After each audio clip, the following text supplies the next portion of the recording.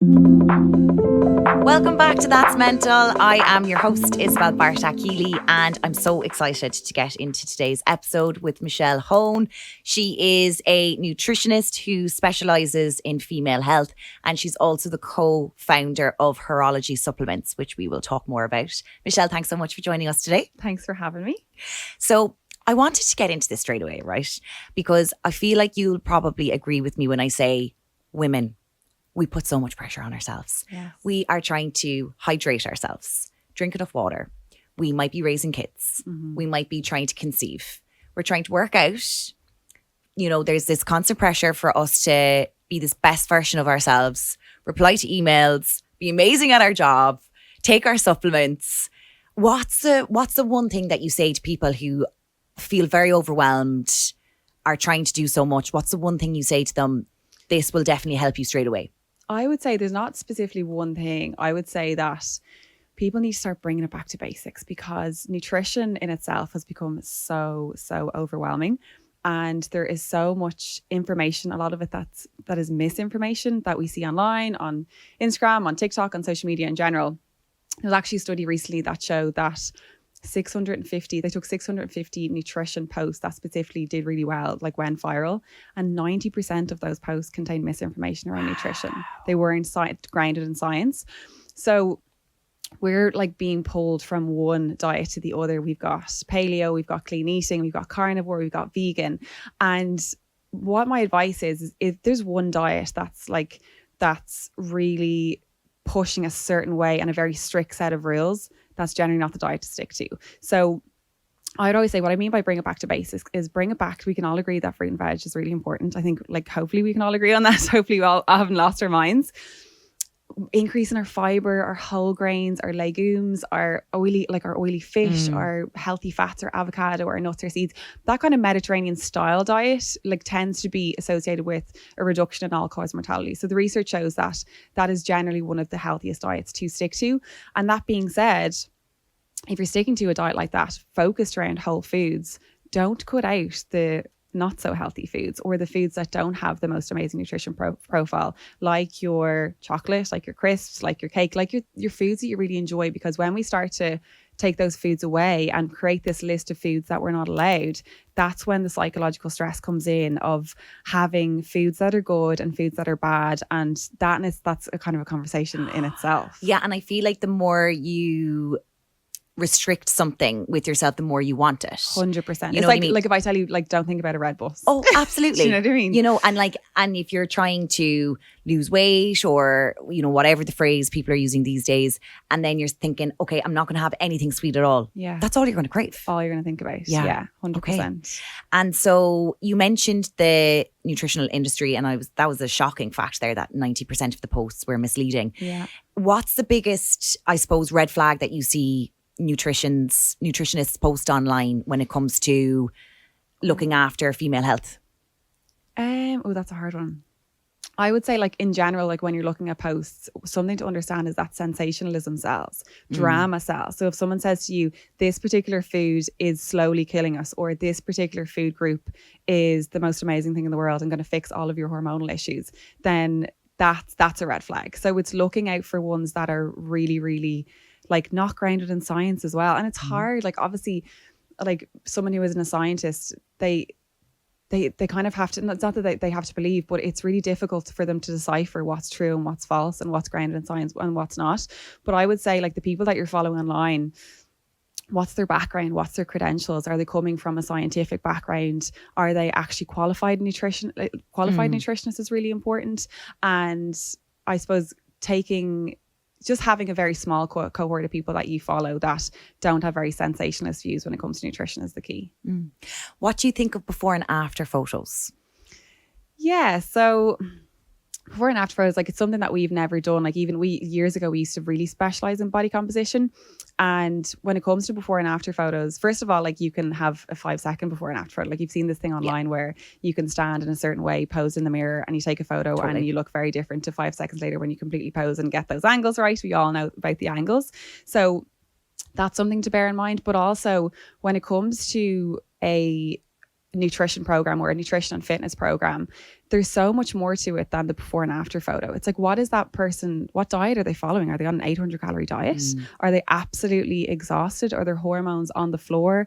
Are they psychologically distressed with how difficult this is to follow? So to just look at it before and after photo and say, okay, I need to follow this diet is quite dangerous. So I would say as well, like, if you're looking for maybe a coach or like a fitness coach or a nutritionist, don't just focus on before and after photos. Look at their testimonials. What are their clients saying? Are they saying like, I love the fact that I can go out on the weekends and still enjoy my life. I love the fact that I could go and have an ice cream with my little boy on the beach over the weekend and not feel guilty about it. So it's nutrition and fitness and reaching a certain goal, a body composition goal, is about so much more than your before and after photos. Yeah.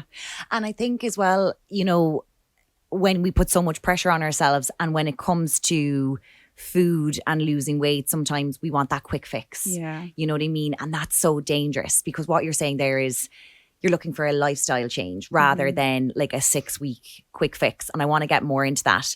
But before we do, will you tell us a little bit more about your background? Because I feel like everyone has a unique relationship with food. And I suppose I grew up in an all-girls school. I would consider myself quite lucky that I had a good relationship with food and that I never had an eating disorder. But I know a lot of people that did. And I feel like for some people, unfortunately, I don't want to say that it was a rite of passage, because I feel like that's nearly not giving what they went through enough credit. But I feel like, unfortunately, for teenagers and young women, we're comparing ourselves to people constantly. So I just wanted to ask, what was your relationship with food like growing up? And was it a reason why you decided to get into this industry? Yes. So in my, I would say early 20s, around 19, 20, up until maybe I was about 25, I had an eating disorder. So I had what's called orthorexia. I don't know if you've heard that before, but orthorexia, I'm probably not going to tell, like, again, this isn't my specific area of expertise, but I'll tell you exactly how I felt when it came to orthorexia. But with orthorexia, I had a specific list of foods, as we were talking about earlier on, that I could eat, and then a massive list of foods, basically carbohydrates, that I wasn't allowed to eat, especially like any kind of processed carbohydrates or white carbohydrates. And I became obsessed with these lists, and I'd wake up in the morning and I'd be like, okay, I have to stick to my list. I'm not allowed to eat biscuits, chocolate, white bread, croissants, any of the yummy stuff that I absolutely love in my diet now. So, but as you said, you were saying earlier on, the minute you try and like over restrict and ban like such a massive group of foods that are in our day-to-day life, you become obsessed with it, and all you want to do is have those foods. And I would be able to stick to this diet up until like the kind of evening, when inevitably what happens is you're tired and your willpower wanes. And what's also happened is a lot of people find this, is that they've stuck to like a severe a drastic calorie deficit over the course of the day, and then inevitably their willpower wanes at like in the evening, and that's when they find that they binge. So I would just be like, hey, I'm just going to have one biscuit, and then it would end up being the full packet of biscuits. And this is really, really common. So this is what we call the restrict, binge, guilt cycle. And it happens in a cycle. So we over restrict, and then inevitably it results in a binge. And then we feel really guilty about having the binge. And then inevitably we're like, okay, I binged really badly there, I'm going to have to restrict tomorrow. And it just, this cycle goes on and on and on. And it wasn't until I think I was around 23 when I actually started doing CrossFit. I joined a CrossFit gym. So I was in the gym, but my goal was aesthetics. All I cared about was how I looked. And it was only when I started a CrossFit gym that I realized, I was like, oh, like I'm actually quite strong. Like I can actually be really good at this. And I started doing CrossFit competitions. And I started doing Olympic weightlifting. And then all of a sudden food changed to something that I had to control to make me look a certain way, to something that I needed to fuel my performance. And that for me, thankfully, was what kind of took me out of that cycle. So I was really like, it wasn't intentional. Like I always knew there was something wrong. I always knew that like this wasn't a healthy way of living or eating.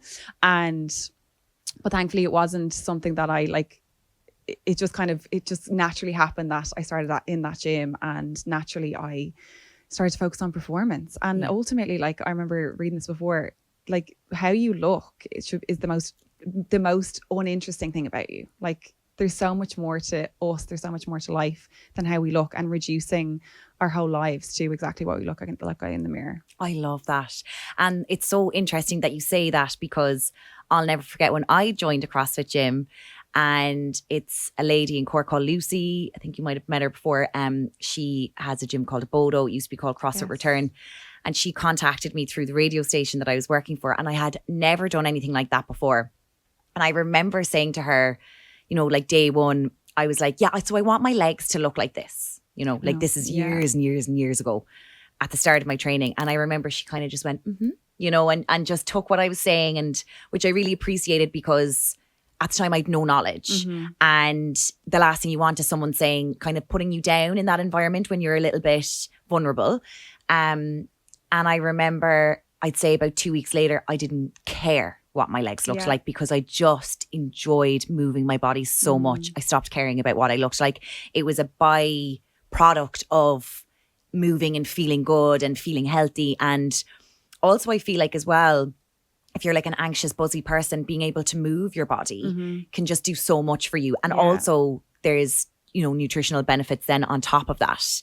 But thanks for sharing that, because that's so interesting. And I feel like, hopefully that might help someone that might be going through something similar like that. And so explain to us as well, like you mentioned it there, I suppose the danger of being on such a low amount of calories. And we see this time and time again. And again, I think, you know, do you think like Ireland is nearly uneducated in terms of like, say like for instance, I'm 5'2", so it means that I'm not going to be eating the same amount of calories as someone who's 5 foot or 5'6", and I feel like a lot of people don't know that.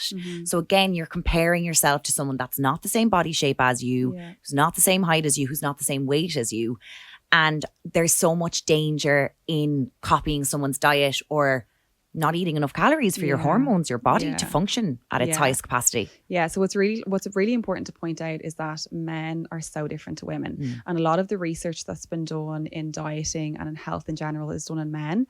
And men can get away with eating like 1,200 calories in a day, and their fertility won't massively be affected. Their energy won't be affected as much. So the issue is that we have a really sensitive reproductive system, and as a result, if you put us on a really low calorie diet, those systems are going to start to shut down. And this is something that we see really, really often, and it's what's called hypothalamic amenorrhea. So basically it's a really fancy way of saying there's a discommunication or a miscommunication between your brain and your reproductive organs.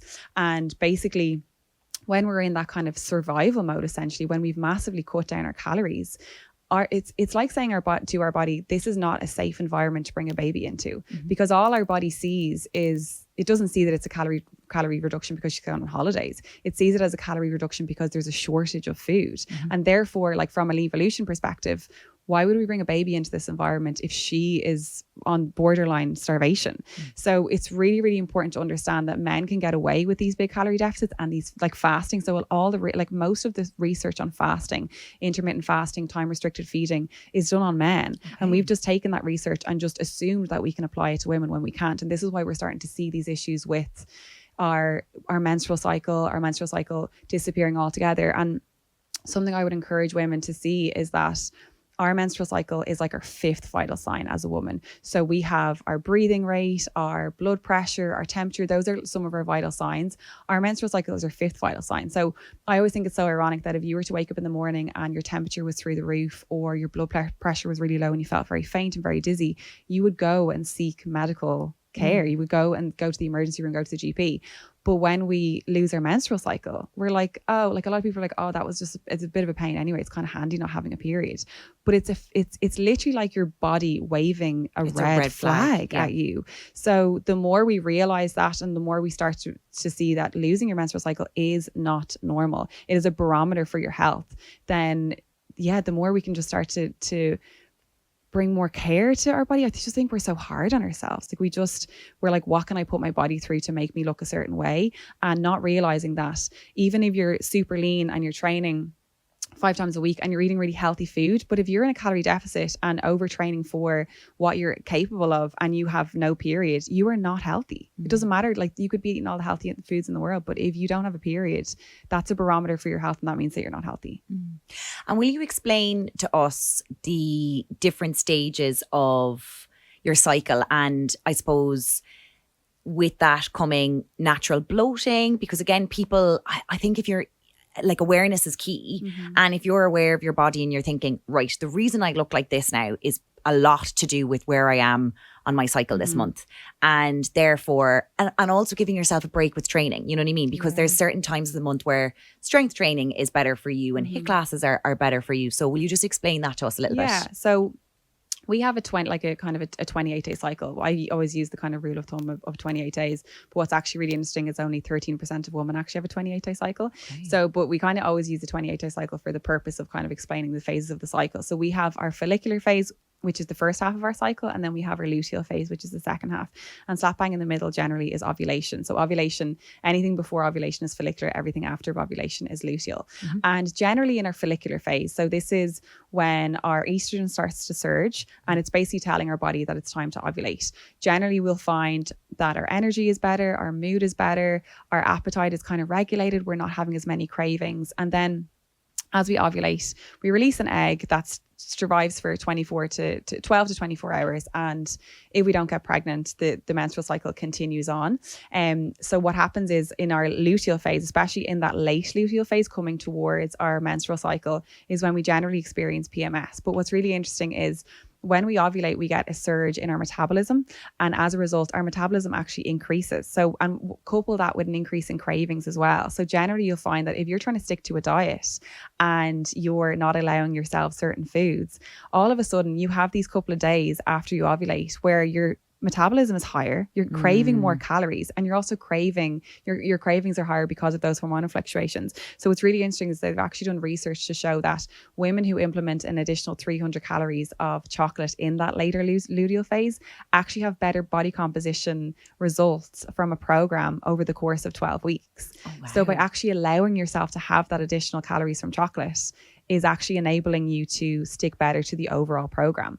So that's just something to bear in mind. So generally in our late luteal phase, our mood will dip, our mood will dip, our energy will dip. We'll notice our cravings. We'll notice we'll crave an increase in calories, crave like kind of more sugary, like high carbohydrate foods. So it's just something to bear in mind. And then of course you've got bloating as well on top of that, especially as you kind of come towards the first 2 to 3 days before your menstrual cycle and then during your menstrual cycle. What's really interesting is they did a research study which looked at women during the follicular phase and looked at women during the luteal phase. And they showed them the exact same photos of themselves, right? So we know that there are a small amount of changes in our body composition in that later luteal phase, like in regards to water retention, in regards to bloating, that's very normal. But they showed these women the exact same photos of themselves. And they were more critical and had higher body dissatisfaction during the late luteal phase at the exact same pictures as they did when they looked at them in their follicular phase. Wow. So there's a psychology behind it, as well as the kind of the modest changes that you do see in your body composition. You're also hypercritical of yourself in the late luteal phase as well. So that's just something to bear in mind as well, because we do, of course, I feel like almost none of us are immune to that and how we feel during our period. You just feel blah. That's the only way to describe it. Yeah. Guys get off so easy. It's just not fair, isn't it? I know. It's absolutely not fair. And so you've put in a lot of thought and effort. Obviously, you've been a fantastic nutritionist for years and I've used your services on and off. And then in the last few years, you added another amazing qualification to your spectrum, which is your supplement brand. So tell us a little bit about that and why you wanted to help women, because you were frustrated with, I suppose, supplements that you were seeing on the market and the ingredients involved, and you wanted to help women with their sleeping, their fertility, and also your PMS as well.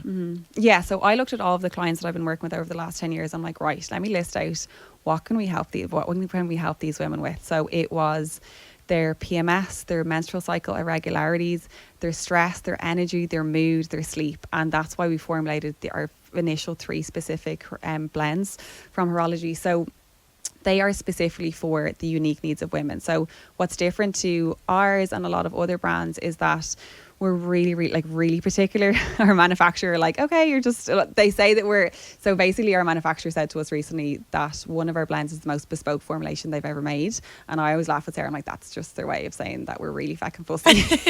We're really difficult to work with. So we're really particular about what goes into our blends, and we don't use any fillers, binders, bulking agents. So it's really important, regardless of the supplement, if you ever buy Herology or whatever it is that you buy, it's really important that you're more aware of what what is going into your supplement. So reading the back of your labels is so important. You shouldn't be seeing bulking agents, maltodextrin, fillers, binders, those kind of things, or any unnecessary additives. So what's also so important is what we put into it was the most bioavailable form of every ingredient. So a prime example is if you see magnesium, it should be a magnesium bisglycinate. So that's a really bioavailable form of magnesium, as opposed to something like your magnesium oxide or your magnesium citrate. So we were just really, really particular about the forms of every single ingredient that went into them. So yeah, the results that we've gotten, the feedback that we get is insane. Like, me and Sarah still message each other to this day, screenshot testimonials, and we're like, oh my God, like, this is actually crazy. So yeah, we're delighted with how well it's gone. We're really, really thrilled. Yeah, that's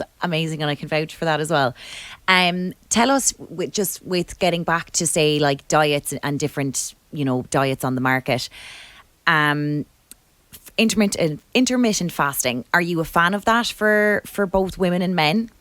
No. Okay. So with that being said, like, there's a lot of women that can, it's important to understand that there is certain rules for women, but then at the same time, we're all very different. We all have very different bodies and very different hormonal makeups. There are women that can absolutely get away with doing intermittent fasting, and they'll have no cycle irregularities or no disturbances in their hormones.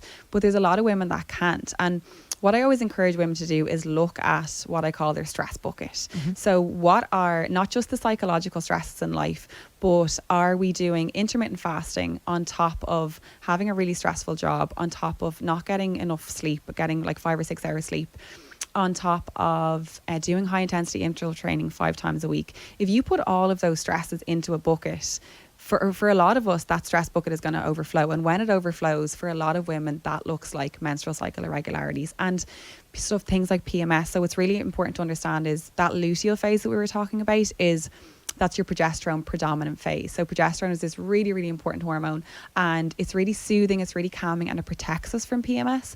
But the issue is that when we are very, very stressed, and I don't mean just, as I said, psychological stress, I mean our high intensity interval training, our cutting out our carbs, our doing intermittent fasting, when we add all of those in, we basically sap away, we basically deplete our own progesterone. Progesterone protects us from that PMS. So generally when I see clients who have really bad PMS symptoms, they are doing, they're the women, they're doing so much, they're juggling all the balls. So that's just something to bear in mind. And that's where, again, like supplementation can become really, really important. Like we use herbs like adaptogenic herbs like ashwagandha, which are really, really effective for basically enabling our body. Because of course you can say to a client, okay, can you like reduce your stress? And it's like, well, I can't leave my job and I can't get rid of my kids and I can't divorce my husband.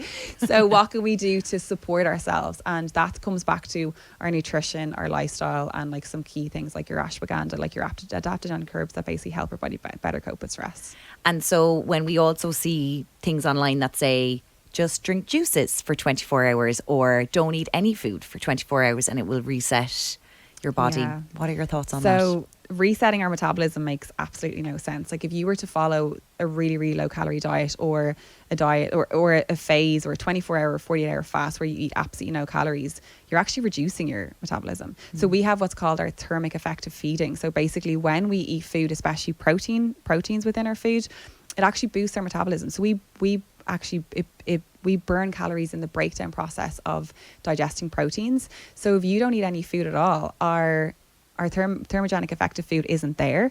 We also will notice like a decrease in our activity. Like if you do a 24 to 48 hour fast, like you're not going to be like, do you ever see people that are kind of fidgeting? That's Jittery. Burning calories. Yeah. And that's why you'll often notice that like a lot of people who are anxious, they tend to stay quite slim because they're the kind of jittery people that are always on the go. Your kind of your NEAT, your non-exercise activity thermogenesis, that's going to reduce as well. So overall your metabolism is actually going to reduce temporarily. And then as we said earlier on, if you restrict your calories for 24 to 48 hours, what's more than likely going to happen as you come out of your fast? You're more than likely going to binge, and you're more than likely going to pick foods that don't have the most nutrition value. And you also need to bear in mind that that's 48 hours where you've gone without nutrients. It's not just calories, it's the actual nutrients, the building blocks of what makes our body, what makes our hormones. So you need to be mindful of, you've just created a nutrient deficiency for yourself potentially over the course of that 48 hours. So it's just really something to bear in mind.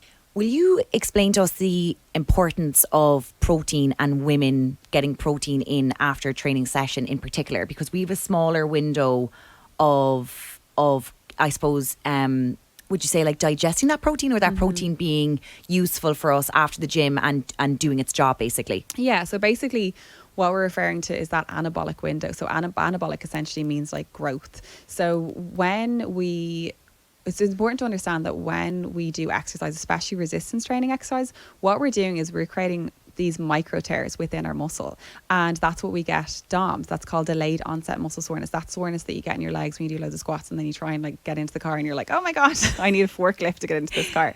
So that is what we call DOMS, and it's really important to understand that those micro tears are created so that we can come in with protein and rebuild those micro tears and rebuild that structure. So essentially, like, protein is broken down into amino acids, and then it's incorporated into our muscle. So our muscle is actually made up of amino acids, made up of protein. So we have a anabolic window. So generally, the research that's been done has shown that we have about a 4-hour window. So between your pre-workout nutrition and your post-workout nutrition. So that 4-hour window is key. So what's important to understand that is if you have a pre-workout meal that has sufficient protein in it, at say 11 o'clock and then you train at 12 noon, you don't have to rush home to get your post-workout meal in, because your body is still operating on those amino acids that you had at your kind of lunchtime or whatever, 11 o'clock. So you don't need to rush home. But then if you train in the morning, have a lot of clients who train quite early and they definitely can't stomach your 20 grams of protein, so they might just have a banana and maybe like some nuts or something like that. Then for those people, it's quite critical to get home and to have like your protein shake, or have your porridge with your Greek yogurt, or have your egg-based breakfast. So I always say to clients to aim for a kind of minimum of 20 grams of protein in your post-workout meal. And what that does is it optimizes what's called our muscle protein synthesis. So the synthesis of new muscle tissue. And to kind of reach that threshold, it's generally 20 grams of protein. So if you have like 5 or 10 grams of protein, you're not fully maximizing out that muscle protein synthesis or that recovery. But this is actually what I did my PhD, and I feel like I have PTSD talking about all this stuff again. So it is really, really interesting though. But generally, so if you have a pre-workout meal that has sufficient protein in it, you don't have to stress too much about rushing home or about that anabolic window. But if you train fasted, or you only have something small, which is what I would generally recommend for women, like always have something that has a little bit of glucose in it, like your banana or like your apple, or like even just white toast with a bit of honey on it is perfect. And then it's more important for those people to get home and get your post-workout meal in.